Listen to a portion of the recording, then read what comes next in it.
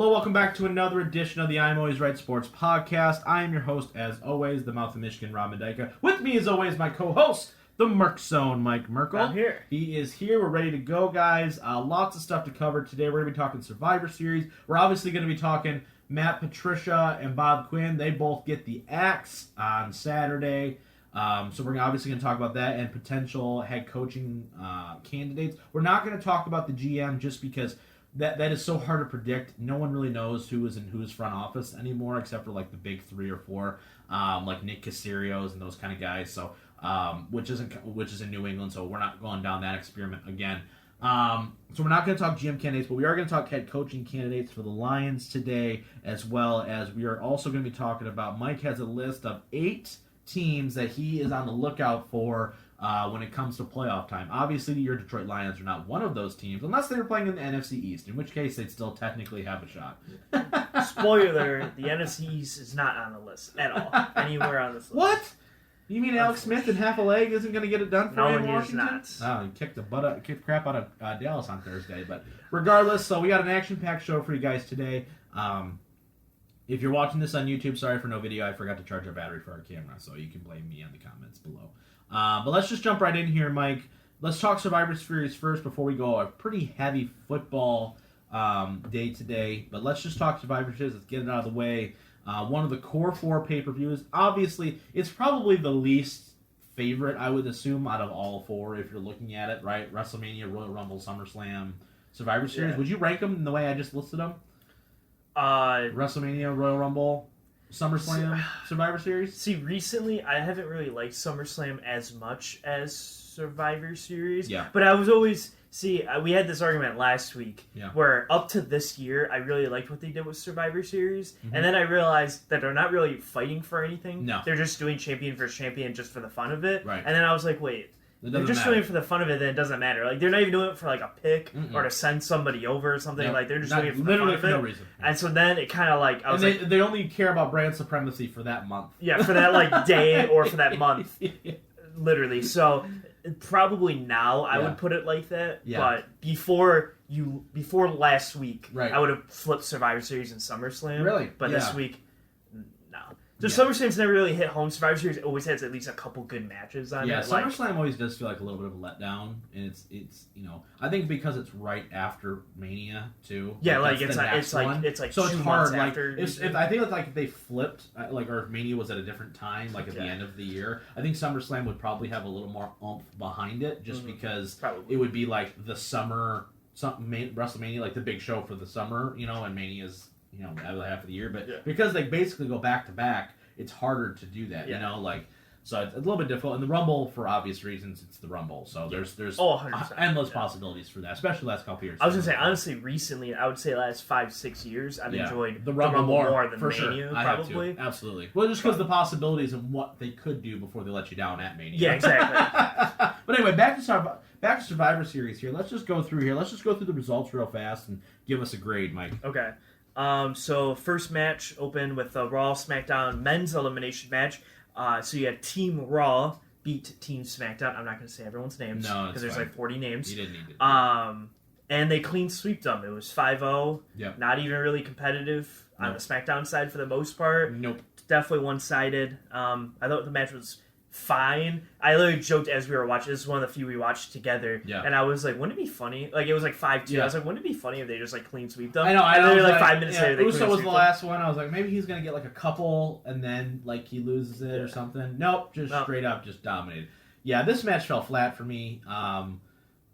You really wasted, I think, like, Seth was on Team SmackDown. He was out in 10 seconds. SmackDown's side looked really uneven, quite frankly, compared to what Raw had. And not like Raw was bringing major stars by any means, but like at the same time, it didn't do anything for anybody. Mm-hmm. I did like the fact that they did spin it off into Raw. We're like, okay, because you won, we're gonna have a little mini tournament here to decide who's gonna be the new number 1 contender. See, that was nice. That's the stuff I like. Like if you would have told me that 2 weeks ago, right ahead of time, we're like, oh, there's stakes for either team. Yeah. I would have been much more like, oh, okay, cool. Like now I see why both teams want to win this. Exactly. That's why they're putting their differences aside. Not because of brand supremacy, because no one cares. Yeah. No one cares about brand supremacy anymore. If this was 2004, I'd care. Now, I don't care. Yeah. So, for sure. Yeah. So, our next match, we had the tag teams. We had the Street Profits beating the New Day in 14 minutes. I thought this match was fine. Yeah.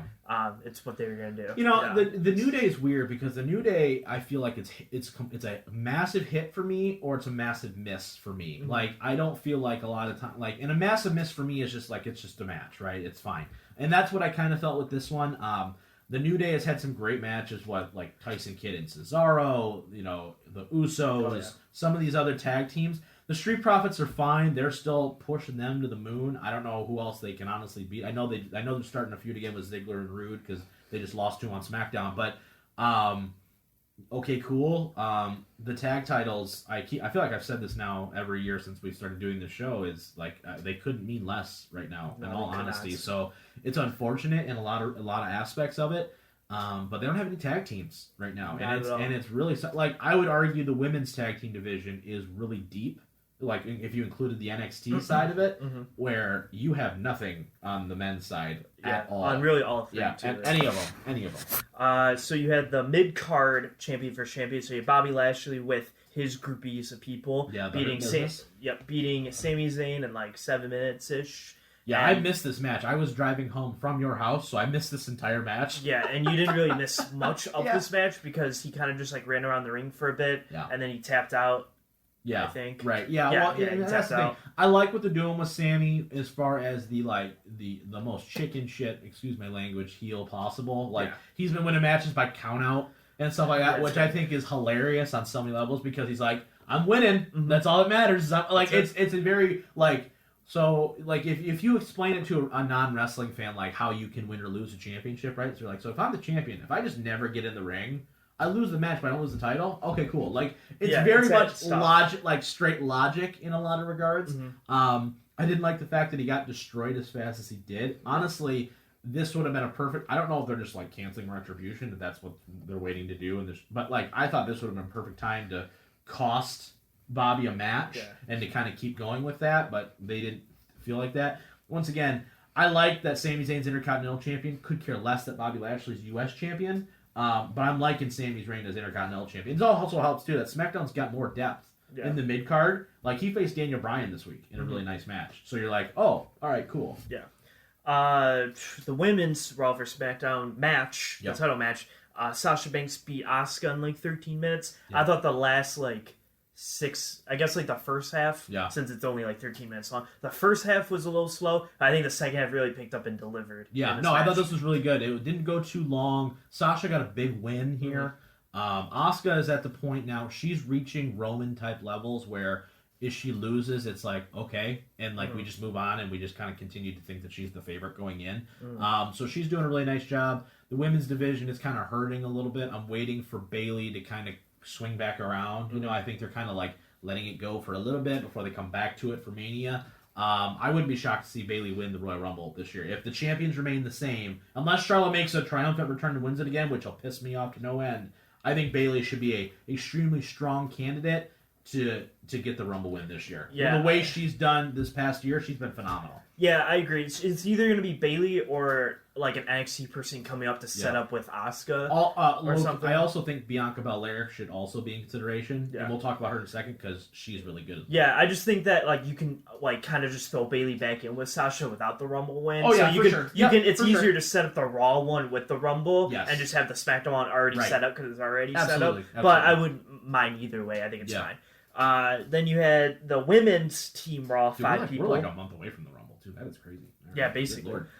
We have the women's team Raw beating the women's team SmackDown in 23 minutes. Lana was the sole survivor. I'm gonna give you a lot of credit. You called it while we were we were texting back and forth, and you're like, "What if Lana's just the sole survivor?" I'm like, I guess. I'm like, that sounds crappy. Sure as shit though. There it is. Yep. I text you after. I went, good call, because I wouldn't have booked it that way, but it was a great call. I wouldn't have booked it that way either, but I had that feeling. There was a rumor out there, too, that they've always talked about that for the Rumble, where some guy, gets hurt or gets knocked out early, but, he doesn't get eliminated, and then everyone else eliminates each other, and he rolls back and he goes, I won. Yeah. And which would be oh, God, Well, if the right person, if Sami Zayn did it, Yeah. He'd be able I guess I'd be the off. only one. I'd be like, all right. Yeah, I'd still be upset though, because I'm like, man, that's just it just ruins the thing because You need to pull the whole thing off though, where like they both go over at the same time. Yeah, and everyone's arguing, and Vince walks out and he like pulls both hammies again, but then Sammy rolls in at the last second and like, goes, "Wait, no, I won this," and then everyone just goes, "Oh, okay." Yeah, that would be hilarious in a lot of aspects. But this match was fine. I really think they missed the boat in being able to highlight Bianca Belair in this match, though. I thought she should have been the one to kind of overcome the last little bit of deficit there, beating Nia. I thought even if you wanted to have Lana turn on Team Raw, because she's a babyface, right? So she's still going to be a babyface, and I think you could have gotten that way too. I get why they did it. You know, they've really been building up to something like that. But yeah, I think they missed a couple opportunities there. Yeah, I 100% agree. I think we can agree that both Survivor Series matches as a whole, though, were kind of just there. There was nothing for me. 100%. I think the thing I look forward to are the champion versus champion matches. Yeah, for sure. I think this next one delivered because you had Reigns versus McIntyre by referee's decision in 25 minutes. And I thought this match started very slow. Which we knew. And I knew going in, but like it was like 12, 13 minutes in. And I was like, for a while. I was like, if this is really what it's going to be, I am very underwhelmed. And then like the last 10 minutes, I went, all right, wait, I'm in. Yeah, they really cranked up the volume, right? Yeah. You know, starting to see even more. Roman has never been better mic-wise than he has been right now. You know, it made Drew look strong because they had the interference, which actually helps Roman in developing this heel character even more, especially with the follow-up on Friday night where he was like, I didn't ask you to help me. Mm-hmm. You didn't need to help me. What the hell are you doing? How dare you come out? So like, it's a weird, like, I didn't need you, but at the same time, he's like, totally needed you kind of thing. So like you kind of know. So I thought that was really well done where Roman now becoming the like, no, I don't need anybody's help. When it's like, you know, okay, you helped me win the title. And it's like, I did it all by myself. And you're like, yeah, you did. Kind of, you know, it's one of those kind of things. This match was phenomenal. Best match on the card. It's not even close. It really saved the show, in my opinion, because you went off the air with that. You didn't have the Survivor Series match or anything go off of it. So, by far the best match. McIntyre's on fire. He still is. I don't know where they're going to go with the WWE Championship.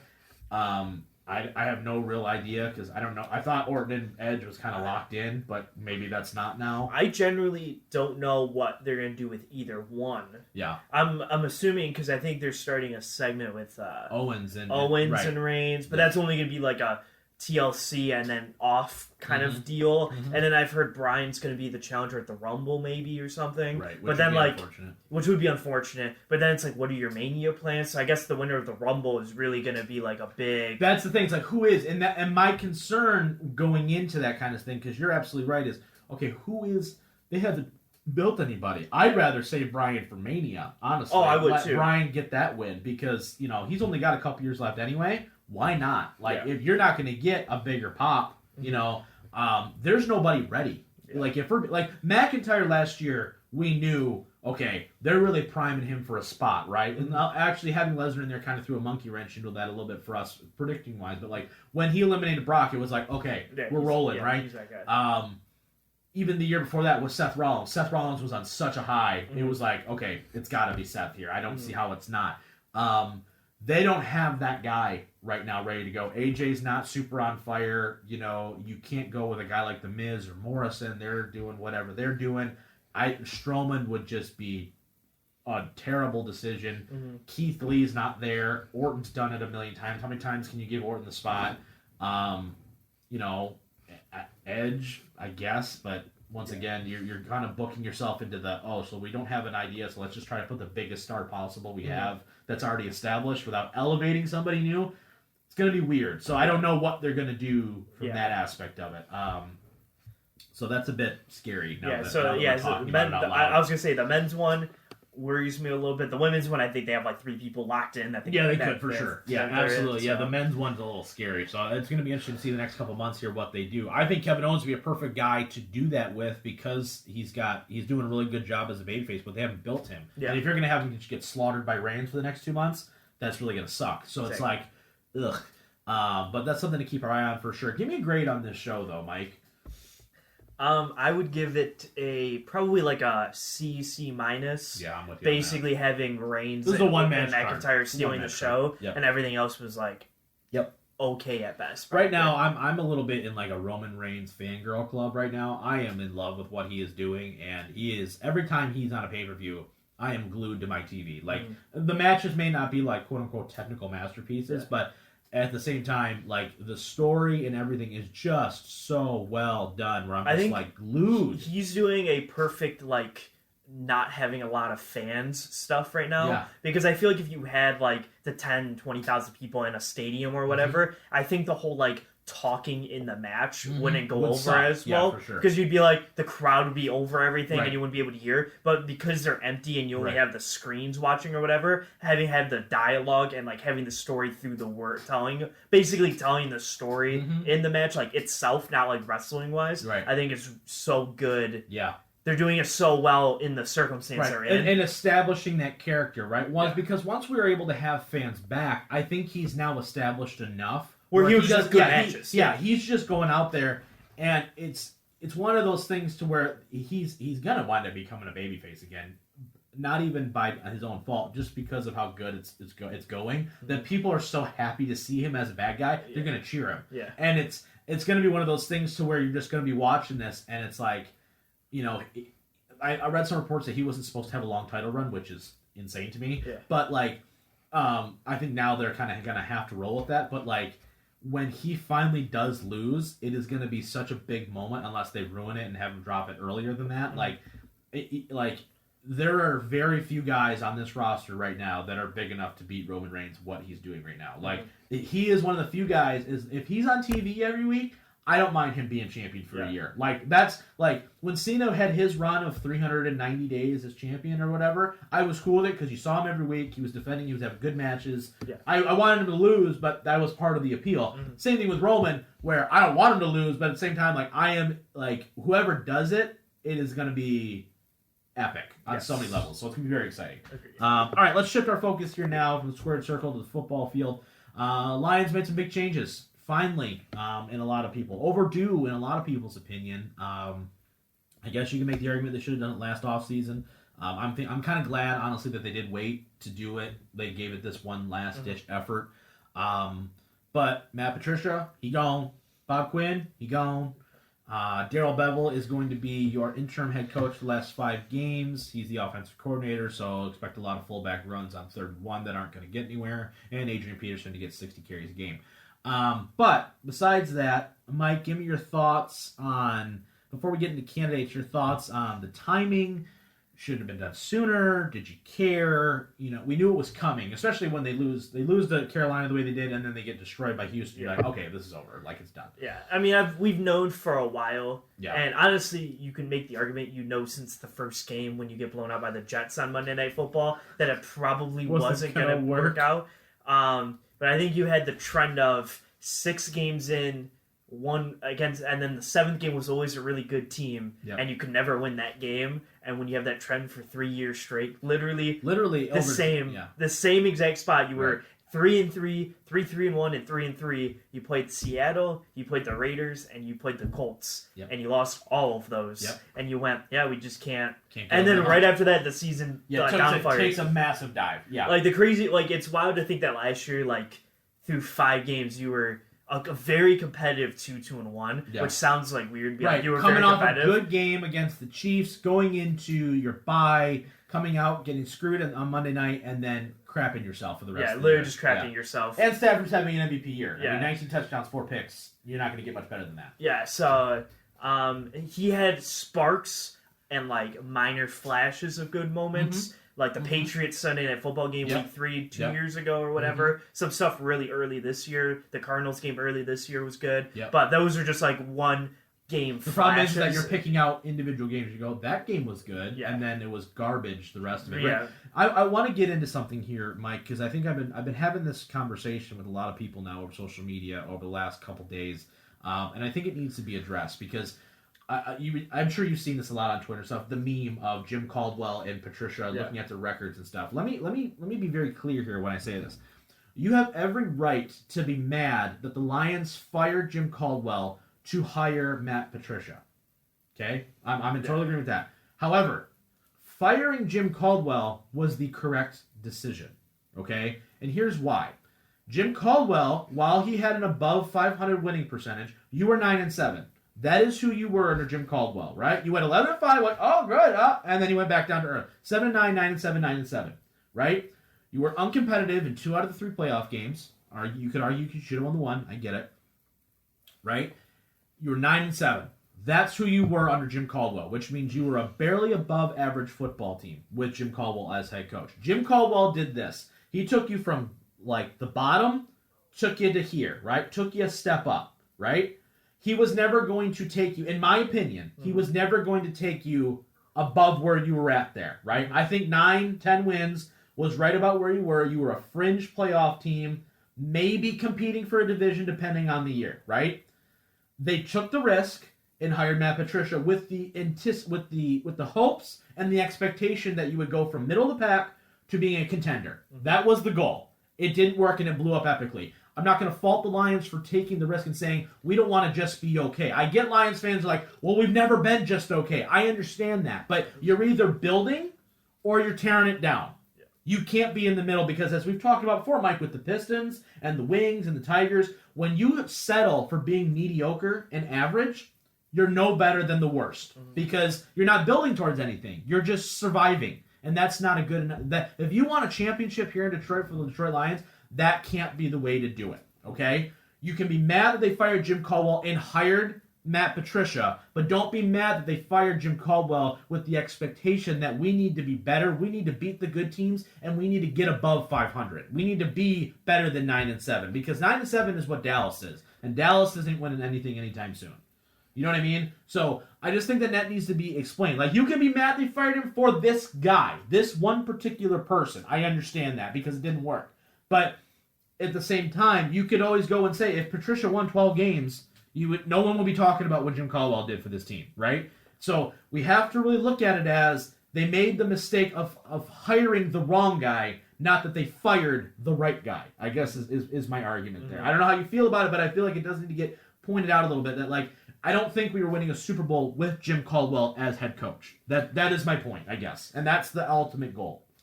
Yeah, I think the problem with... There's not really a problem, I guess. Yeah. I think the thing with that statement is I think the Lions want to settle for, like, a playoff win. Right. Just like a singular win. That's what people have been looking for since the 92 or whatever when they won their last one. Yep. And I think that they saw there was... Even though they weren't very competitive, and I agree with you, I guess 1 out of the 2 they were competitive in. Yeah, they made it. They made it. Did they make 3 playoff appearances or 2 playoff? 2 playoff appearances. Two with them because it was the Dallas one and then the Seahawks one. Right, Seattle dog walked them. That's fine. Exactly. But the Dallas one was relatively close, and you can argue whatever you want about the game. Right. But I think that when you were 9-7, I think that people were like, if we just keep.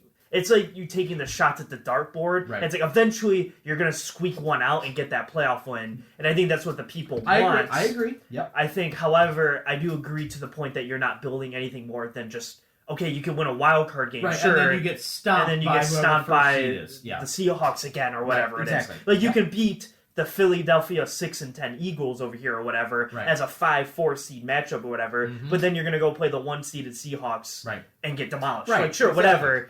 So I think that is what the fans look at. That is my point, though, is that as fans, and I get it, I want a playoff win too. There would be I'd probably buy the shirt. Yeah. Whatever. But the point is that you as fans need to understand that you cannot settle. You should not have to settle for, I just want a playoff win. That is not the freaking goal. It's like Jim Harbaugh with Michigan. You should not be settling for, I just want to win the Orange Bowl. It's not the same thing. It's either you're building or you're tearing it down and you're going to try it all over again. That's the deal here, okay? There's teams with windows and there's teams that don't have windows, and there's a whole bunch of teams in the middle. You don't want to be teams in the middle because that means you're not progressing anywhere. Okay, you're not going to be one of these 8 teams that Mike is going to talk about here in a little bit on the show. You're going to be you're going to just be a team. Okay, 9-7. While on paper you're like, wow, man, 9-7. Woo, this is awesome. Okay, great. But 9-7 means you're picking in the middle of the draft, so you're not getting a difference maker usually, right? at whatever position. It means you think that whatever you're doing is okay, so you're going to stay the course. So you're not going to be a risk averse. You're going to be sitting there. You're going to be conservative. You're not going to make in-game adjustments, and you're just going to hope to God you can get to that 9-win mark, which means you can hopefully squeak into the playoffs just to get stopped by whoever the 3 seed is, which this year would be, what, Green Bay? Or Tampa? Green Bay, the Rams. New Orleans? New Orleans. Name a team. You're not beating any of them. Yeah. So at the end of the day, you don't want to be there. They need to tear this down, and we'll talk about the future here in a second, a little bit. I don't want to get too far into their offseason plans just yet.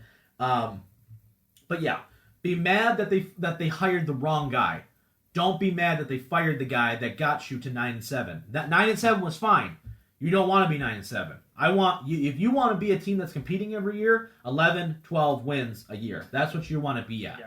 Because if you can look at a schedule confidently, like the Packers, the Saints, Tampa right now, obviously, Seattle, these teams, Baltimore, Kansas City, we have at least 12 wins on this schedule. That's when you know you're ready to go and you're ready to compete. Right now, you're not there. So unless you're working towards it or you're tearing it down, you're not going anywhere. Okay? Right now you're talking yourself into 9 wins. Yeah, exactly. That's exactly. You're on a prayer and hope we're getting to 8-8. Yeah. You know what I mean? And if you want to be super optimistic like I am, all right, we can get 10. Yeah. But you're not gonna. So you really need to pump the brakes on the Jim Caldwell love here. And also, if he really was phenomenal, there's about 8 teams that could have hired him by now over the last 3 years. Nobody did to be their head coach. So there's that too. Okay, back to the task at hand. They're both gone. Do you think that Bob Quinn should have been fired? There was a little bit, because they were evaluated separately. Do you think that he did an okay job, or was it because he's the one who brought in Patricia that you kind of need to go to? I think they were just going to send both out regardless. Yeah. I think it was kind of... I think, if he wouldn't have put his name out so hard for Patricia to come, I think he probably would have stayed. Like, if they would have just been like, okay, here are 3 candidates, who do you like? Or if he wasn't from New England. Like, if Bob Quinn came from Baltimore and he hired Patricia, I think you'd have a... I'm not saying that some of the free agents haven't been a disaster and some of the draft individual picks, but overall, he has a better track record than Mayhew did. I think it's legitimately like, if you were like in any company and you're like, this person is such a good worker and and you put your neck out for them and they were just awful, you're like, well, what the hell are you doing? What are you doing being with them? Like, I think it was like, by association. By association. Yeah, kind of thing. For sure. I don't think he necessarily did like awful in the draft or anything by any means. I think we went over outside, I think, the 2017 draft that he had. Every other draft. Tabor and Jared Davis are really your earmarked for, crap. Yeah, exactly. Yeah. I think outside of that year, I think relatively you had really good drafts, at least your top middle picks or whatever. But I think the rest was... I think it's just you can argue, right? It is what it is, right? All right, let's talk about some potential coaching candidates. I'll give you a yay or nay. Yeah. Here's a list I got off of Twitter. It's just, I think, some Vegas odds here. Robert Saleh, he's a D coordinator out of the 49ers. Yes. So Mike is on board with him. I'm on board. Eric Bieniemy, the offensive coordinator out of Kansas City.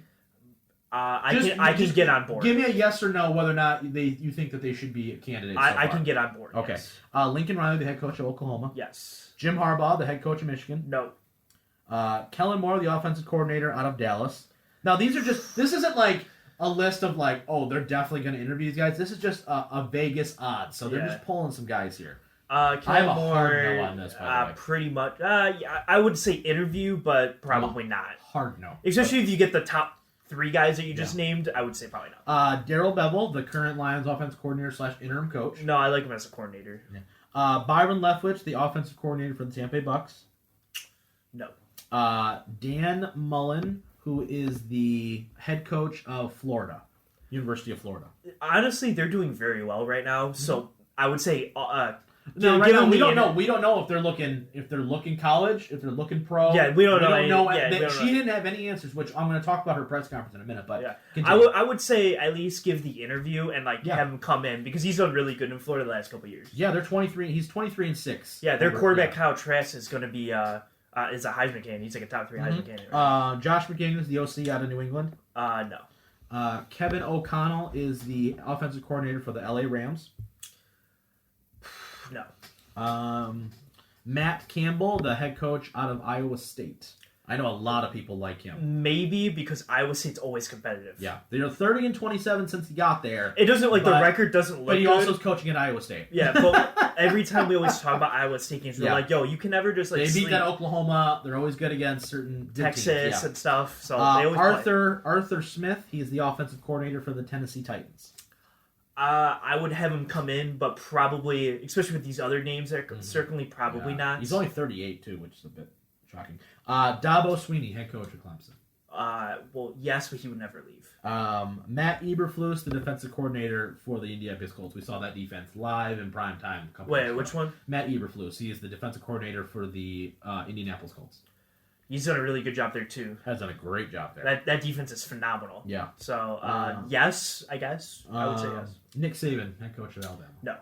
And Joe Brady, the offensive coordinator for the Carolina Panthers. Former LSU coordinator last year. He hasn't done an awful job recently, so I would say it's way too early for that though. Yeah, I think been in the pros 1 year. when you're so like all these other names, I would say before that. But if everyone else said no for some reason, yes. But I'm going to throw one more name out at you, just as a yes or no. Urban Meyer. Yes. And we'll talk more if Harbaugh gets fired. But yeah, I would love just. I think that would give you national appeal for like 3 weeks. Give me your favorite. Give me your top 2 or 3 here. Okay. Out of that list, this is a list of Vegas odds. I just literally went down with who had the best odds and the worst odds. I don't know who they're going to interview. We don't have any of that information yet. This is strictly speculation at best. Yeah. I really like the 49ers defensive coordinator. Robert Saleh. He's a Dearborn native, coached at Central, coached at Eastern. He's phenomenal. Yep. Let me think. Who else was there? The Florida head coach. Yep. I would love to have because I think Mullen. he's done a phenomenal job at Florida the last couple of years developing. Bieniemy kind of worries me a tad. Okay, why? Why do you say that? Well, because we don't have. I think he'd fit better in like Houston. I think he's going. In full transparency, I think he's going to go to Houston. Yeah, I think him and Deshaun would. Exactly. I think that scheme works really well with that. However, I do think that if you're going to kind of reset the system, though, if he could pick the quarterback that he wants, right. I think that it could actually work out really here. Well, but sure. I'm worried that it's going to be like management, like if the GM, whoever you hire and stuff, would be like, we're going to stick with Stafford for a year or two, and then in that case, I don't think it would work. But I think if he could pick the quarterback, and if he could kind of pick the scheme that he wants to run offensively, I think it could work. Okay. But it's a lot of ifs that I'm worried about. The other sure. two, I'm like, I don't think there's many ifs. I think the Florida head coach and the San Francisco defensive coordinator, I'm like, I think they'll just come in and do the work. I think Robert Saleh is probably going to be the favorite for a lot of different reasons. He was almost the Cleveland Browns head coach last year before they hired Stefanski. He's done a really nice job, especially with all the injuries in San Francisco. Yeah. But the defense is still good now, and they have like 12 people on IR. Right, exactly. Some of these other guys, Eric Bieniemy, I would love to see what they could do with that. I know he's going to be such a hot commodity, though. I think he goes to Houston. I think just based off of Deshaun is similar in type that Mahomes is. I think it'd be an easier transition for him. Lincoln Riley is tough for me because you still have never found a defense, and your defense is Lincoln Riley is the same for me as Eric Bieniemy, where if you can let him pick the people for his offense, I think it could work. But also, that means you really have to trust the defensive coordinator a lot. Like you need to get a guy. Lincoln Riley would be like the Sean McVay of what the Rams are to the Lions, where it's like you need that defensive coordinator. Which they did. When they hired Wade Phillips, it was like, oh, you got one of the best DCs possible when he came in. I mean, they've moved on from him since then, but they went to a Super Bowl with that. You would need with Lincoln. You would need. I think Saleh. Honestly, if I'm gonna give like a super duper early prediction, I think there's gonna be 3 guys out there right now that they're gonna try to interview. I think Saleh, Bieniemy, and I think Matt Campbell. I think are gonna be the 3 guys out of Iowa State because. Especially, I don't know what Michigan's going to do. I know Michigan. I'm looking at an article right now that says Michigan. Matt Campbell may be on Michigan's wish list if they fire Harbaugh, which wouldn't shock me because why not, right? But I think those are going to be 3 of the guys. I am not a fan of taking a first-year coordinator and then immediately making him a coach. So Byron Leftwich, he out for me. Kellen Moore, I know he's been calling plays for a couple years. Nope, ain't happening. I don't want any stink from that Dallas Cowboy organization at all. Josh McDaniels, we've already seen. I'm not going the Patriot way again, obviously. Some of these other guys, like Arthur Smith, I can't necessarily be like yay or nay. He's in Tennessee. They've got the best running back in the league. It's very hard for me to speculate on what you could be. So not that they hired him. I'm going to give him a shot. Yeah. But at the same time, I go... One guy I would love if they could throw a lot of money and make him leave where he's at right now would be Fickle from Cincinnati. Yeah, Luke Fickle. Yeah, if they could just somehow like throw him a lot of money and be like, hey, do you want to leave Cincinnati and possibly come here? Yeah, I don't know. I would be a big fan if you could somehow pull him. Like I said, but he's someone I don't think would leave Cincinnati. There's a couple other guys too, like David Shaw to Stanford, which I am a big proponent of not hiring. I don't know why that guy gets as much love as he does. Stanford is awful, and they basically have been proceeded to get even worse ever since Harbaugh left. Outside of the years they had McCaffrey. So I don't get that one necessarily, but I know a lot of people really like him as a coach. And if he is going to bring in good coordinators, I like I said, the head coach for me, and let's talk about your qualifications. For you, what is the qualifications that you want to see ahead? We talked about this off air, but what are your qualifications for what you want out of this next guy? Because we went with with Caldwell, the more stoic, super players coach guy, but never really got the coordinators that I think were needed to be successful long term. And then we went with the guy that we thought was going to turn our defense around. We thought we had an offense ready to go. The defense needed some work. Let's get a defensive guy, a defensive genius in here. And we've proceeded to get 16th to 22nd to 30th in the last 3 years. Literally gotten worse every year since he's been here. What are your qualifications out of this next head coach and what you want to see them do? Yeah, I mean, the big thing I want is I want to hire a players coach. I don't want another... Yeah. The only one that doesn't work the only one that has worked is Bill Belichick. That's not a players coach. Correct. Every other coach Absolutely. that's really good. We talked about this before. Sean McVay, Pete Carroll, you just go down the line, list all these John coaches. Harbaugh, Mike Tomlin, name it works. Yeah. Every Brian good Flores, team that we're going to talk part. about here in a second... It all has a relatively players coach. Yeah.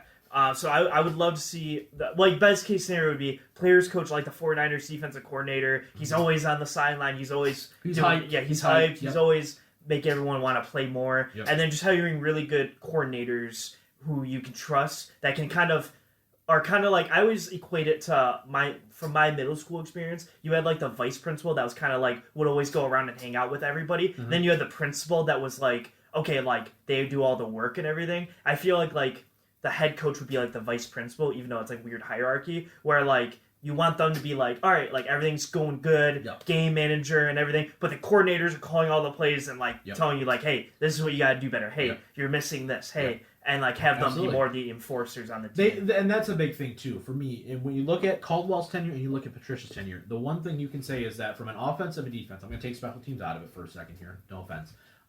When you look at it, they have not had good coordinators here. Terrell Lawson had one good season, and it was a disaster. Joe Lombardi was here for 6 games, a total cluster. And then Jim Bob Cooter had 12 games where he was efficient, and then that was a disaster. Bevel, another guy, right? He's going to be the interim head coach. We had a half a season where it looked good, and it's looked awful this entire year.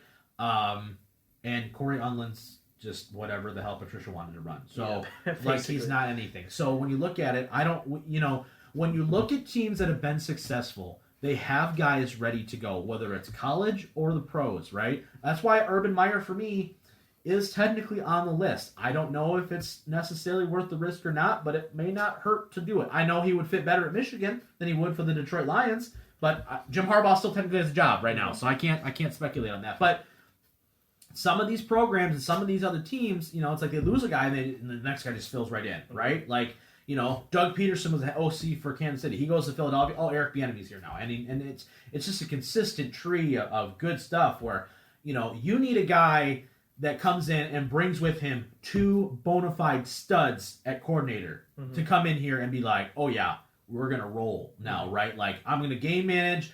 Everyone's going to want to play for me, run through that brick wall. Let's go, team. And then you got 2 guys that are calling plays that are really pulling the strings, and you're like, all right, let's go. Yeah. And let's really change what this team is about. The Rams did it. Sean McVay went, all right, I'm going to be the OC still, kind of. I'm going to be the guy, but I'm going to be a player's guy. I'm going to bring Wade Phillips in to be my head coach on defense, basically. When Harbaugh was in the Niners, he had Greg Roman, who fit Kaepernick's style so well, and they were so successful. And he brings in Vic Fangio, who is now the head coach of the Denver Broncos, who's had phenomenal defenses for both the Bears and even in Denver now, they're playing pretty well. Mm-hmm. So guys like that where you have two solid coordinators to come in and go, yep, this is what we're going to do. This is how we're going to do it. And the ability to understand, like Mike Tomlin has, where it's like, okay, I'm going to hire Haley or whatever his name is, the OC there. All right, this ain't working with him and Big Ben.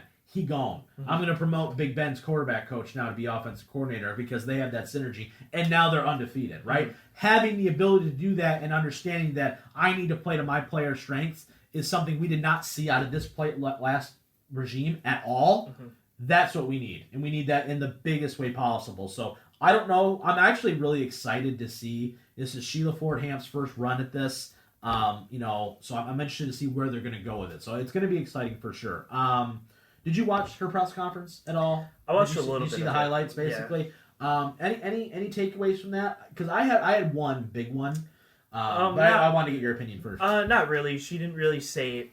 She did one of those didn't really say anything kind of press conferences for the most part. So not really. Yeah. She just was like, I did like the one question where they're like, hey, so were these last two games the last straw? And she was like, yeah, they were. Yeah, and I just thought it was really funny. I was like, she was like, clearly it wasn't working. Yeah, and I laughed. Yeah, so she was hard. She was pretty blunt. She was like, yeah, these last two games, you lost to an XFL quarterback. It's pretty rough. Yeah, and the one thing that I took away from it that I can at least appreciate is the fact that she didn't make a promise of oh, this is the plan. Mm-hmm.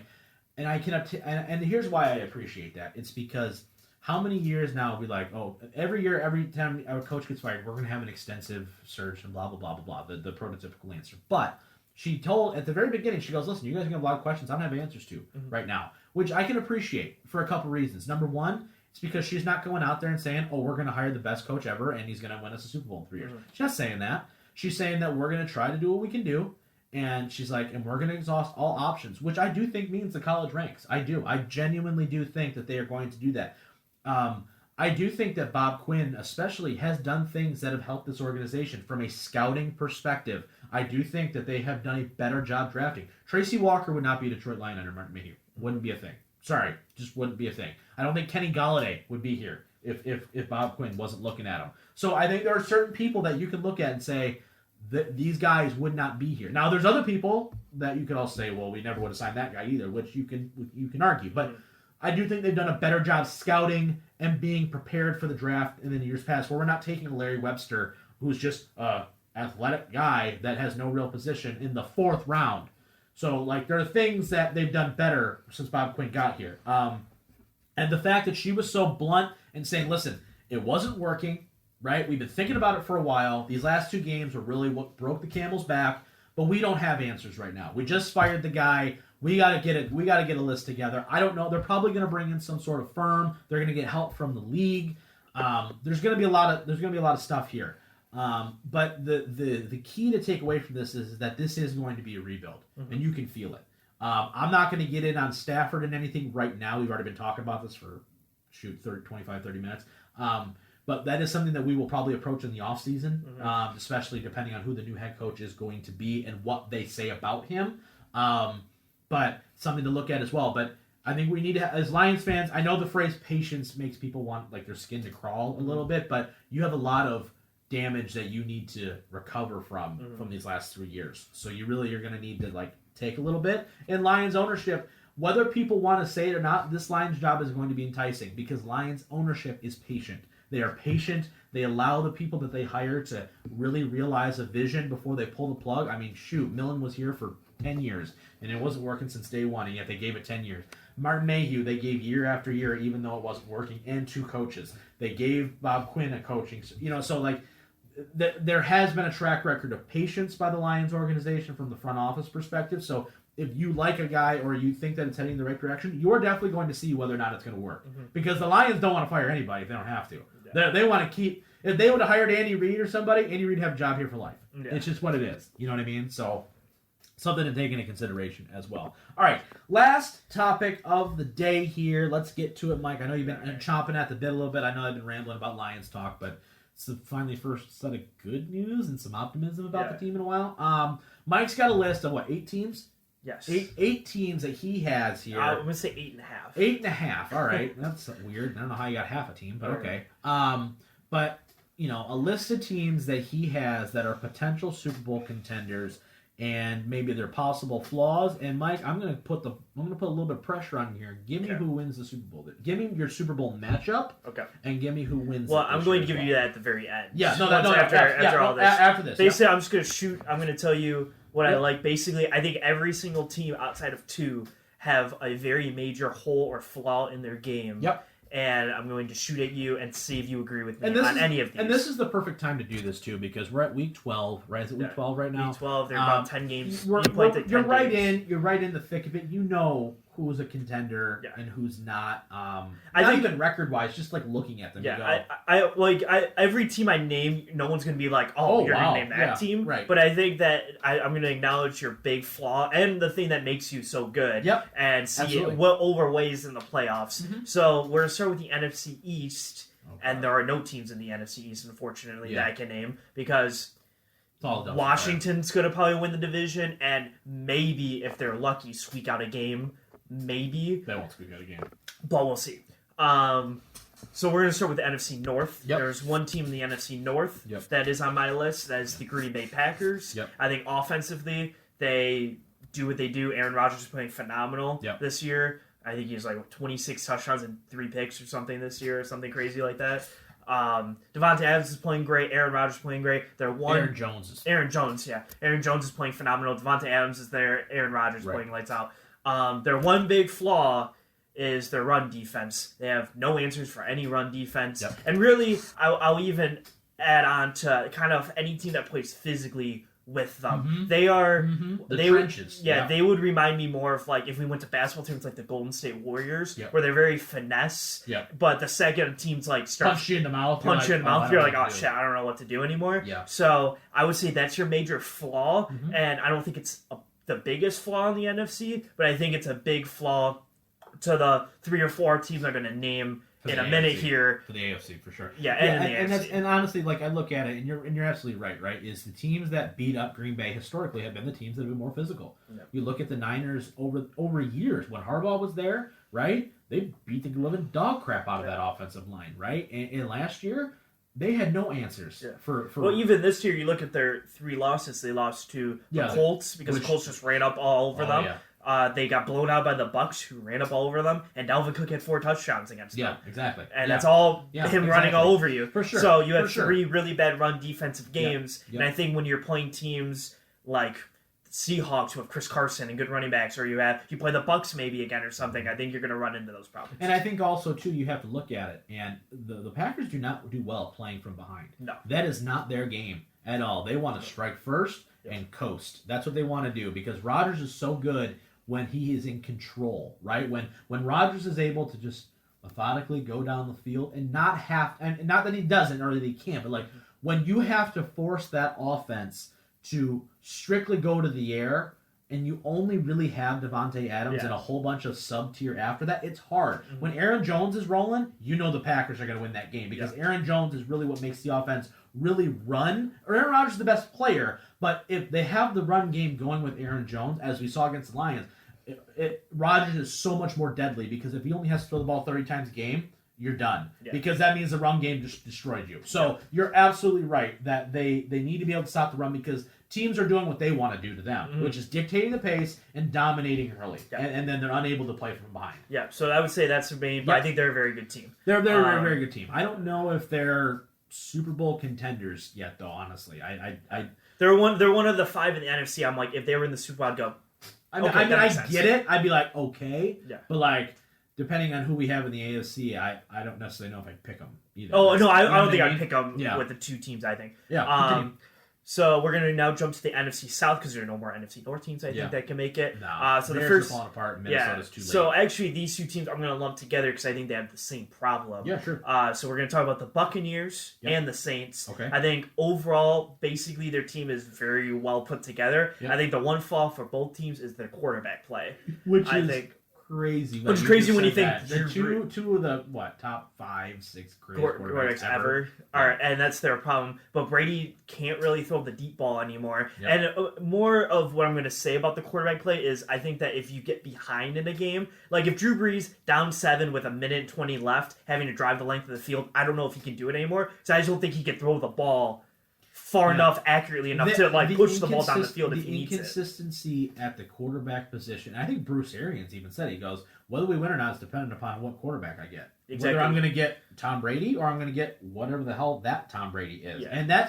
And that's a fair assessment where Brady at times, like when they played Green Bay, it was a mauling. Yeah. Like where you're like, oh shoot, like Tampa's got to be the favorite now after this. Exactly. Game. But then they go and lose to the name a team. Or they play, it's 28-26 against the Giants, and you're like what happened? Yeah, exactly. 2 picks or something. Yeah. Mm-hmm. So I think both those teams have that same problem where like you'll be beating up on whatever team, and all of a sudden you're like, wait, Drew Brees just threw 2 picks and is losing to this? Like, what's going on? Yeah, I think they both lost the long ball, quite frankly. Yes. I think Brady's got a little bit more left in it than Drew does. Yes. I think Drew's just gotten hit a lot more too, which does not help. Mm-hmm. But yeah, I would agree with you that they are both so contingent upon the short passing game, which if you're Tampa, that's not the way Bruce Arians wants to run the offense, because you want to stretch the field and go, and Tom's not able to really do that. That's why I think that's more of a detriment to the Bucks. Yeah, for sure. Because they want, like, the Saints are cool just dipping and dunking. Yeah. And, like, they're like, Michael Thomas, slant. Yep. But my problem would be if you're playing Green Bay and you're down 7 with 1:20 left and you're at your own 20, you're like, can you move the ball down the field efficiently to go win that game? Yep. I don't know if you can. And I think too, to your point though, a little bit, I think that your weapons need to help you out a little bit too. Like, I haven't heard Mike Evans be Mike Evans quite yet. Really. You know what I mean? Like, we talk about all these weapons, Antonio Brown. Yeah. Still waiting on that one to be, whoa.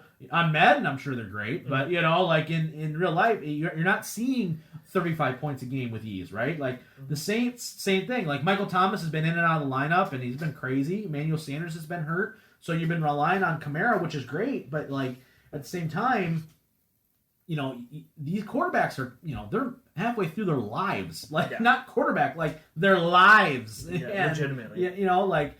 They could be having midlife crises right now, and they're still trying to play at a high level. You kind of need to help them out a little bit, too. But I agree with you 100% that the quarterback position on both teams is definitely their biggest source of concern, which is crazy. Yeah, which is crazy to think about. Yeah. Now we're going to shoot to NFC West. Yep. The first team I'll bring up is the LA Rams. I think they legitimately can, with that defense that they have, is so good. So good. Aaron Donald, Jalen Ramsey, they are great defensively. I think the thing that will hold them back offensively is the lack of a run game. Mm-hmm. I don't think they have much of a run game. Yeah. I don't even have a problem really with Jared Goff in the offense because they have so many weapons that they just kind of go kind of dink and dunk. You could throw it over the top a few times, but they have a good enough passing game that can sustain in the playoffs. Yeah. But they just don't have the threat really of a run game at the moment where I'm like, most teams are just going to be like, all right, let's go nickel defense. We won't even have to really stack the box. Slow the run down.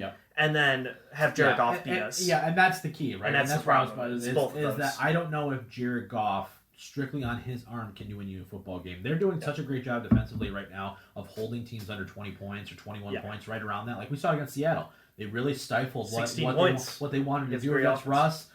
Ramsey shut down Metcalf completely, right? So, and then you're able to double Lockett, basically, because of that. And there's not really the third option there for Seattle. I know they have Moore and they have a couple other guys, but like the two big dogs, if you're shutting those down, it's going to be really hard to win football games.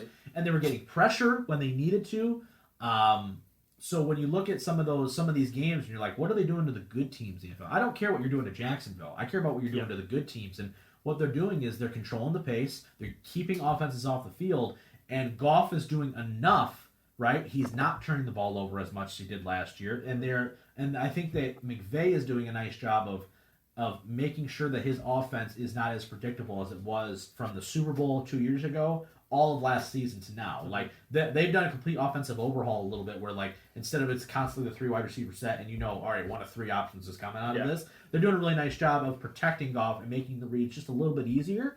But their defense is really keeping them in games. But to your point, when they need the money drive to close out a game, can they do it? Yeah. We're running the football, and I don't know if they can. Yeah, exactly. If they need a 3-play, get a first shot, end the game, I don't know if they're going to run it. You know what's weird is I don't know what I think there's certain teams I feel like they would match up better against than others, where you could see them maybe make a run to the NFC Championship game depending on how the seeding lines up. Yeah. Where if they're like at the bottom and then all of a sudden, okay, they gotta play Tampa first, and Tampa gets up early, you're like, oh, maybe this is not the best team. But I think they match up well with Green Bay because they dominate the trenches as well as they do. Yeah. So it's a weird like, okay, if they squeak in at the 6th seed, who do they play at that point, right, to make that run? Yep. And then the final team I'll bring up is the Seattle Seahawks. I think everyone in the world knows their big fatal flaw is how bad their defense is generally. It's their passing defense is worse in the league. Their run defense, I think, is like 26th in the league, so it's not even that much better relatively. But I will say, for one, just to defend them like an ounce of a slight of a bit, they've had a lot of injuries. They were on their 4th string corner against Arizona and still somehow beat them. So they've had a lot of injuries in the secondary. I find it interesting that you didn't bring up Arizona in this. I have a reason why I didn't bring up Arizona, but we'll finish Seattle. I'll bring up Arizona. For sure. But I think Seattle, offensively, I think if they can do what they do offensively, if Russ plays like Russ, I think their ceiling can be very high because of how good offensively they can be. But defensively, I don't think there's a game that they're going to hold a team under like 25, 28 points, especially in the playoffs. So I'm like, that means Russell Wilson at least have to get 31 to beat you, regardless of what team you're going to play. Yep. And that's a hard task for anybody. And I'm going to throw another, like, just a little bit of one out there, too, is that for whatever reason, and I don't know why this is, last year, I think, was a microcosm of what Seattle is right now, where when they played Green Bay, Russ really couldn't get out of the gate. You know what I mean? And Green Bay did a really nice job. I am really concerned that's what's going to happen again this year, because Russ has... And I think this is, unfortunately, because Russ is phenomenal, right? But it feels like it's almost in a vacuum where, like, there'll be a 4-game stretch where he throws 16 touchdowns in 4 games. And then there'll be another 4-game stretch where he throws 6 touchdowns in 3 picks. And you're like, what the hell is going on? And I know, and trust me, as a Matthew Stafford guy, I understand that it is all on his arm. I understand that completely. So I get that thing. But I'm a little worried that when playoff time comes... which Russell Wilson am I going to get? I think the big key for Seattle as a whole is, I guess, twofold. Chris Carson and Carlos Hyde just being there. Helps. No kidding. Not starting Marshawn Lynch off the couch in a playoff game. Exactly. I think, or having Travis Homer as your only other running back there is not going to help you get it done. Because I think Russ does historically start out slow. The problem, or the benefit that they normally have in the regular season, is Chris Carson kind of controls the first drive, lets Russell get in a groove, and then every drive after that, the big plays open up because you have to put more in the box. Exactly, you get man-to-man coverage, and then it's over. Yeah, exactly. The problem against like the Rams, you have DJ Dallas. The Rams are like, we're not worried about DJ Dallas literally at all. So we're just going to have 7 guys drop back into coverage, and then you're forcing stuff cover 3 all games, so you can't take the top off, and you don't have anybody in the middle of the field who can beat us anyway. So I think that's the problem. But if Chris Carson's there, I think the sky's really the limit for them, because I think it opens up the run. The defense is definitely a liability, but I think they can make enough plays. Carlos Dunlap is playing really, really well for them right now. Really, really well. Bobby Wagner's still there. I like Flowers. They have pieces on each level that I'm like... Jamal Adams. Right, that I think is fine, right? The problem is that when it all comes together, it's, okay, after the number 1 guy that you talked about, okay, who's after that? And you're like, oh, great. I got Quandre Diggs, which is fine, but he ain't fast, clearly. But so there are certain guys, but I just really need to see Russ take over and just like go full Russell Wilson mode in the playoffs, where I know that he can. Like last year, I was so disappointed when they lost to Green Bay. Not because they lost to Green Bay, because I was pissed about that, but I was also like I feel like if I got this game 9 out of 10 times, I'd still bet Seattle every time. I just feel like the game would have been different. It was a really weird game, so I don't want that to happen again, because I think Seattle has a really good chance of beating some of these other AFC teams. Yes, I agree. And then the reason who's your favorite out of NFC real quick before we talk about Arizona?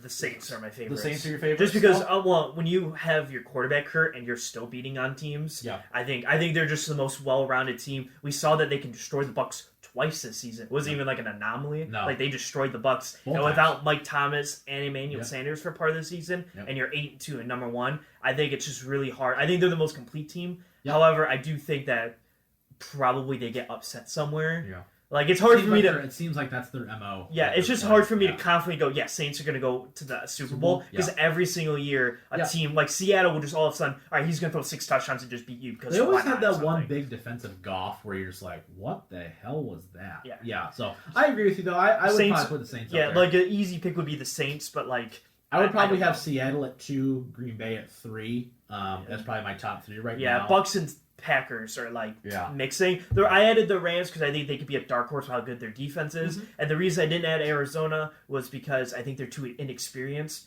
And I think Kyler Murray, like first playoff game, I think he'll do fine. But if he's going up against the Saints, because they're going to probably be the 7th seed if stuff goes out how it should be right now, Arizona will probably be the 7th, so they're going to play.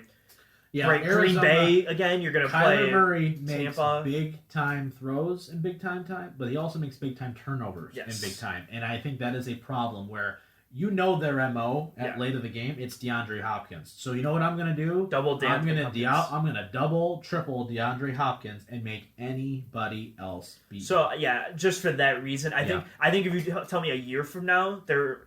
Even in a little better spot, I'll go Arizona's a favorite for me to make the Super Bowl. But right now, I'm like, I think you're just a little too inexperienced for me. I'm still going to make Kyler throw the ball, too. Oh, 100%. The Lions did a really nice job again, and if give credit to Matt Patricia a little bit here, from a defensive standpoint, they shut down the run game against Arizona, right? Kenny Drake, I don't even know if he played, but the point is that they made them one-dimensional, and they made Kyler, even though the game was close, no doubt about it, Kyler had 3 turnovers against this Lions defense.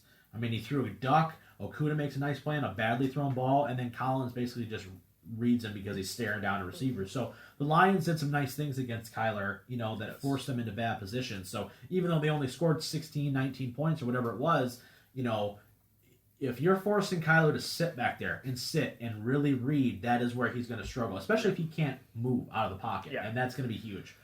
Yeah, so my favorite would be Saints out of the NFC. Now we'll go to the AFC. There's only 3 teams. There's like 3, but 2 of them are kind of fighting for the 3rd spot. All right. In my opinion. Yeah. So in the AFC East, I have trouble finding a team in the AFC East that I feel confidently about. I guess I'll bring up the Bills like I kind of do with Arizona. One of my bigger letdown teams of the year is the Buffalo Bills for me. And their record's like, we're 7-3, but then you play Tennessee or Kansas City and you get dog walked by both of them. And I'm like, I love that phrase, dog walk. They were good. I think they'll win the division. You want to know who they are? Mm-hmm. And it's funny that you mentioned that because I had a buddy of mine. He worked in the Bills front office as like an intern for a little bit. Is that they're the Lions under Jim Caldwell? Yeah, that's what they are. Yeah. They beat the bad teams and they beat them pretty handily for the most part. But they lose to all the good teams and they're not competitive against the good teams. The Lions first year they went 11-5.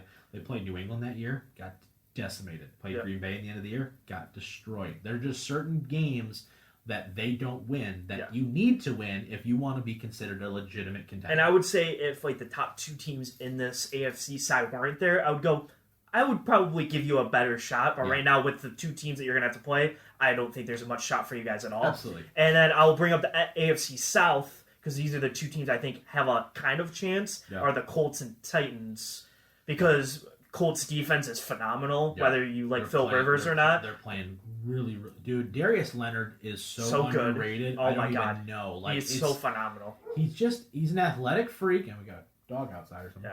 I mean, he's such an athletic. He's everything that you want in a linebacker. I'm so jealous that they have because if we had something like that in our defense, oh my gosh, it would mask so many things. Yeah, it's insane. So Darius Leonard, I think, like with the Bucks and Saints, Phil Rivers obviously the big problem. If you can get over that hump, I think this defense could probably carry you to a AFC Championship game. I'm also put on for Rivers just in a little bit of defense of him. They don't have a number 1 receiver right now. That too. They don't have like T.Y. Hilton is not T.Y. Hilton 4 years ago. Michael Pittman, he's a rookie. Like your Marlon Mack is out for the year, so you're really hurting run game wise. I know Jonathan Taylor, he's fine, but like it's one of those things where like you need to. Their offense does not have, like, 3rd and 10, I'm going to this guy. Yeah. They don't have that guy. Yeah, agreed. So, like, that's kind which hurts Phillip a lot. So that's, like, the weakness of the team, and I think the other 2 teams I'm going to talk about in a minute are going to probably beat them pretty handily. Their defense, though, you definitely can travel with that defense. But here's the thing. I think the Colts could beat the Bills. That's the thing. Exactly. So that's why it's hard to give me the Bills. And you're like, the Bills got a shot. And I go, when the wild card teams have a pretty good chance of beating you just as good as anybody else does, and then bringing up the Titans just because Derrick Henry is such a monster offense, and you can control the pace of them. But they're probably the same kind of like Seattle, where their defense is atrocious, which is crazy because and that's what's funny from Lions fans' perspective. Like, oh, we should have hired Mike Vrabel. I'm like, yeah, but Mike Vrabel came in and like. Tannehill's playing out of his mind, which no one saw. Tannehill's playing great. Yeah. Derrick Henry's a monster. The receivers are good. The defense still ain't stopping nobody. Yeah. So that's the thing is, I think Kansas City puts up 65 points on them, but they will try to control the pace to lower that score, but they're just going to outscore them. So those are I guess I brought up 3 subpars that are going to be in the wild card or win their divisions, but are probably going to get upset by these next 2 teams I'm going to bring up, who I do think are the absolute favorites. Okay. Kansas City Chiefs. Yep. I think, and these are the 2 teams I struggle to really find a big weakness in. Okay. Kansas City, great offensively, like legitimately awesome offensively. I can't say more about that. I'm going to be honest with you. I don't know of a team that's able to stop it. Yeah, legitimately. Right it's tough. It's not, and that's the thing too. It's not just speed. Like scheme and scheme. That's play calling. And they're so balanced. Yeah, they're so balanced. I mean, take Le'Veon Bell out of it. That's just like a cherry on top. But like Clyde Edwards-Helaire, and they had Damian Williams. It's like, man, they are just running the ball. They can run the ball efficiently. They can throw over the top. They can dink and dunk you. You got Travis Kelce. I guess I would say their defense is the problem, but their defense is really good. Their passing defense is one of the top in the league. I mean, the run defense, I guess, but because you're down 14 in the first quarter, screw running the ball. Yeah. You don't need to. And here's the thing that kills about the Kansas City Chiefs is, on 3rd down, who do you cover? Legitimately, who do you cover? Yeah. Okay, all right, we're going to box Tyreek in so he doesn't take the top off. Okay, well, Travis Kelce's arguably the best tight end, him and Kittle. So he's the best tight end in football right now. You're going to go, okay, you're going to double him. All right, well, you got Watkins there. Oh, no. Oh, well, they're running a 3-wide receiver set, so McCole Hardman, he's gonna also be out there, too. We'll flex out... we're going to flex out Clyde Edwards-Helaire. So now we're 4 wide. Okay, maybe Travis Kelce stays in. Okay, now we got to change our scheme completely. You've got to drop over. Oh, wait, somebody's open. Yeah. It's insane the amount of weapons that they have. Exactly. So that's the first team I'll mention. I struggle to find a years. Last couple of years we've kind of given them some crap about their defense, but their secondary is playing lights out right now. We've seen it all year. This is not a mirage. This is their defense. Steve Spagnuolo once again, it goes back to my point about the Lions thing. Andy Reid going, there needs to be a change. We didn't get to the Super Bowl with crap defense. We're going to bring Steve Spagnuolo in, who is a defensive savant for several different teams, and he's gonna transform the defense, right? And here you are now, right? And it's like, Yep. And then the last thing I'll bring up is obviously the undefeated Pittsburgh Steelers team. Okay. I think their defense is phenomenal. I think their defense is the only team in football that has any relative of a chance to slow down the Chiefs. Yep. Plus, they have the offense that if it did go to like a 30, 40-point shootout, I think can score enough points to try to keep up with them. Yeah. And those for me are the only 2 AFC teams. I think they will walk all over any other team in the AFC. The Ravens, we've seen that they can't beat either one of them. The Browns can't beat either one of them. Give me your analysis on the Ravens right now, because that's a team that when we coming into the season, you're like, wow, there's not a weakness on this roster. Their secondary looks good. Their front 7 looks good. You got a good offensive line. I know Ronnie Stanley's out, so that sucks, right? Lamar coming off an MVP year. Give me your thought. I have a couple thoughts on why it hasn't panned out the way it has, but I want to hear. I just think they're a little too one-dimensional offensively. I think defensively they're pretty good. Yeah, they're solid. They play the Steelers. They only put up like 24 points or something against the Steelers, or allowed, I guess you could say. They play the Chiefs. They only allow like 28 points against the Chiefs too. Defensively, I think they actually played well against the Chiefs. They just defensively, they were always just like that second. I watched that game start to finish, but their offense couldn't get out. So their defense, it's 3 and out, and they're back out there. They're like, dude, like I gotta keep up with 3 guys that are running 4-2. Yeah, exactly. That's not happening. That's the problem. I think Baltimore just doesn't have they don't have the receiving pieces to kind of that was my takeaway, is that they don't have the receiving core to help Lamar. Yeah. Because Lamar is not a pure thrower. We can say whatever he's electric. I'm not taking away from the guy's talent, but from a strictly, I'm going to make you throw. You are not allowed. You're not going to run on me. We are going to bracket contain, and we are going to do whatever we can to make sure you stay in this pocket and beat us throwing the football. Yeah. You can't do it because I don't think Marquise Brown is living up to the Hollywood Brown name. Snead is fine. You just signed Dez Bryant to your active roster, which okay, there ain't no separation there, but maybe he's your intermediate guy. You don't have a guy right now that they can rely on consistently from a receiving standpoint to help Lamar out, which is why Lamar's numbers are down, which is because they're not as explosive because no one saw a run game like they have before. Stuff like that. That's why teams like New England are so hard to reproduce because they won every year a different way.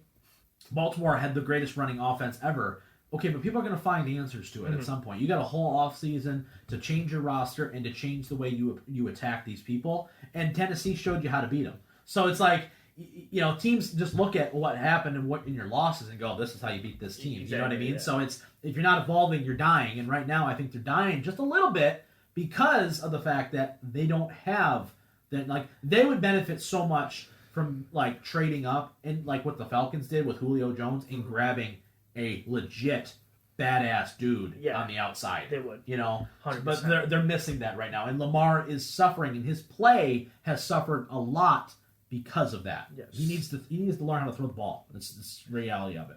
Yeah. Give me your favorite of the AFC. Give me my Super Bowl matchup. Who's winning? Yeah, so ruin the season for everybody right now, Mike. Yeah, so the AFC one is tough because I think, like I said, I really hope we get Pittsburgh. I hope we get a Baltimore Kansas City or Baltimore Raven or Baltimore Pittsburgh game somehow in the playoffs somehow, and I hope we get a Kansas City and Pittsburgh one. Oh no, I hope the AFC Championship game is Chiefs Steelers because I think that would just be all right. This is probably one great games or whatever. I'm gonna probably take Kansas City slightly over because I think that offense is just too good. Regardless how good that Steelers defense can be, I'm gonna take the Chiefs just slightly more. I don't know if Big Ben's got enough in them to keep up. Exactly, I just don't know if they have enough.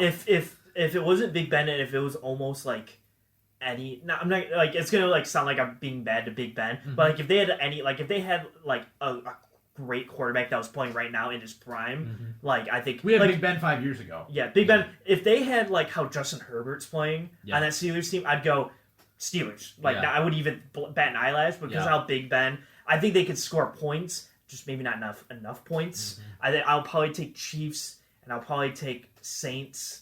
Yeah. And I'll probably say Chiefs win again. Yeah, I think right now the Chiefs look like the best team in football. Yeah. I know the record. I will say though, I think the Saints could give them problems because I think Saints will dictate that pace. Kamara and Michael Thomas. Yep. You're gonna have some rough answers for that. The problem is if you're the Chiefs, it's like they score at will. So it's kind of one of those things where it's like if you have to get the Chiefs down early, and that's you do what the Niners did is you go up 7 or 10 or whatever, and just start running the ball again. Yeah, run the ball, and then don't start throwing in the fourth quarter. Kyle Shanahan. Yeah, that's interesting for me. Yeah, I'm kind of pretty much in lockstep with you. It's hard to kind of argue the logic. This year we went from thinking, wow, there's a lot of different teams that could have big years. Buffalo, Philadelphia were two teams we were both really high on going into the season. Yeah. Buffalo looks fine, but once again, I don't think they're anything more than they'll win 10 games, but I don't think that they're necessarily a threat yet to do anything. Josh Allen does not play well in big games at all. No. So that's a problem. I do think it would be interesting if you get, because I would love in my heart of hearts, because I think last year the Chiefs got off a little easy. Yeah, they didn't really play anybody. I would love because Baltimore lost early. If the Chiefs had a gauntlet of, and I'm going to include the Raiders in here just because the Raiders just give them problems for some reason. I don't know why. Because they run the ball. Because they run the ball really efficiently. If the Chiefs had to go through a gauntlet of like the Raiders, Tennessee, and the Steelers to get to the Super Bowl, I'll be like, all right, there you go. That's it. Right. Because you just went through three, I think, toughest, or maybe even if you want to add three teams that do what you're doing the worst at, which is stop the run. Yeah, exactly. Or I'll even add the Colts instead of the Titans because that defense is so good or something. Like one of those 3-4 team combinations. If you go through all of those, get to the Super Bowl and beat like the Saints or something, I'll go. Listen, I can't argue this year. That was great. Yeah. No, It's going to be interesting for sure. We're right at the cusp here. We're 3/4 of the way through the year almost.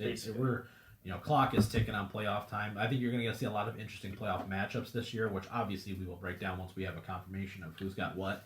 But it's going to be fun for sure. I think the Chiefs have got to be the odds-on favorite, not because they're the defending champs. They just do things really well. Offensively, you're not stopping them. You just got to hope to God he can slow it down and score enough points. But their secondary ain't making it easy. So you got to get up early.